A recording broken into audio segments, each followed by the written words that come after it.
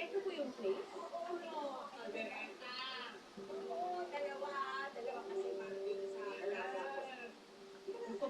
Sige, kalibre mo namin. Oo. Teka, Yaya. Ibig niyo sabihin, yung paborito kong kaldereta, hindi ko na lang binibili? Oo eh, hindi ko na isisikret sa'yo. Para alam mo na, saan ko bibili kapag wala na ako. Saan naman kayo pupunta? Uuwi na ako sa amin.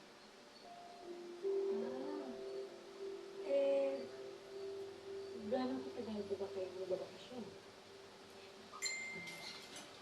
Yes. Hirap. Total, graduate ka na, tapos magtatrabaho ka na. Eh, ang tagal ko nang hindi nakasama si Nene. Ayoko na ng ganun. Pero Yaya, tayong dalawa na nga lang nasa bahay. Laging wala si Mama. Kayo lang makakasama ko. Sorry.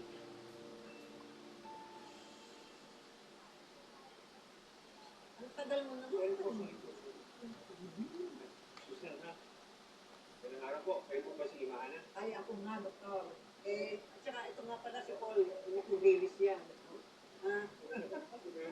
At ito naman si Kidlat, Ay, si Sig. oh. Ako si Dr. Kalinga. Pwedeng Dr. K na lang itawag ko sa. Ako yung in charge dito sa ating mobile clinic. Alam ko, Dok, excited po kami lahat dito kasi marami pong may sakit. Kaya lang hindi nakakapunta ng clinic kasi gastos. Wow lang. Pero dahil po sa mobile clinic, at kayo po ang tutupanin ng bilis. Mali hindi na naman po yun. Magkakaroon po sila ng oportunidad na makapagtrabaho kasi kailangan namin ng volunteers na para maging fully operational po yung mobile clinic. Dok, baka pwede na naman apply yung job. Oo, ay, eto si Kidlat, si Sig, pwede sila nagtrabaho sa inyo. Pati ibang mga kabataan dito, naku, masisipag sila doon. Yung pagtuloy ko, mapagkakatiwalaan ba naman?